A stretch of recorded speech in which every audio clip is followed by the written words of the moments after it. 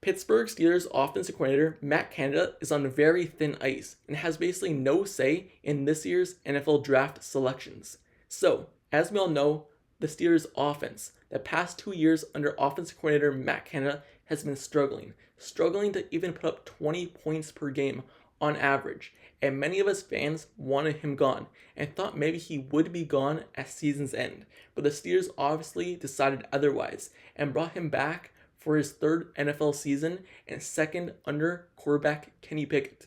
Maybe they thought a second year with Kenny Pickett, getting more of that relationship building, will help the Steelers offense. We'll see, but obviously they showed that trust in him. But just looking at this offseason, the trust that we thought was going to be there might not be there anymore because Matt Canada has been to 0 NFL Pro Days, meaning that he's not evaluating talent for this year's draft, meaning that he might have 0 input on who the Steelers select.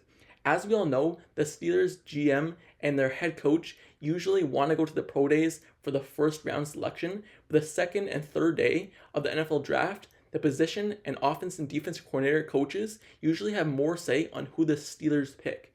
And with Matt Canada going to 0 pro days, he might not have no input on who the Steelers select.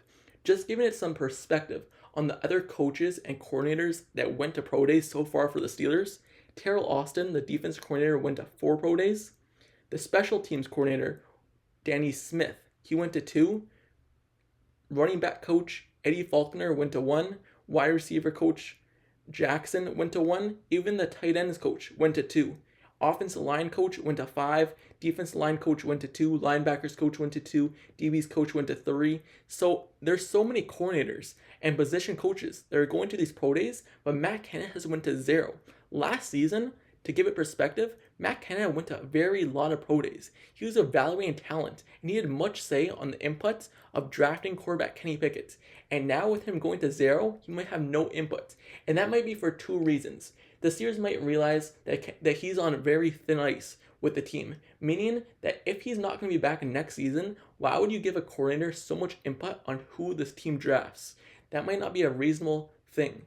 The second thing might be that the Steelers aren't really looking at offense, so they're not going to send their offensive coordinator to the pro days, but that just doesn't make sense because they're sending the running backs coach, their tight ends coach, wide receiver coach, they're sending all these guys to pro days, so why wouldn't they send their offensive coordinator, that guy who makes the whole scheme of the offense? Why wouldn't they send him to the pro days? That just doesn't make any sense. So I believe that he's on very thin ice. And with the Steelers just signing Glenn Thomas the other day, signing him to oversee the offense and be the offensive assistant coach, that really says a lot. That might say that next year, if Matt Canada doesn't come back, Glenn Thomas might be the guy on offense coordinator. Or even they might not believe in Matt Canada offense. You would think that they would believe him because why would they even bring him back? Mike Tomlin in his conferences always say that he has a trust in Matt Canada. Even though they need to do better, he still has a trust in Matt Canada. But why isn't it showing this offseason with these pro days? The Steelers love building through the draft. So you would think that they would have their top evaluators, their top coordinators go to these pro days. But obviously, they're thinking otherwise.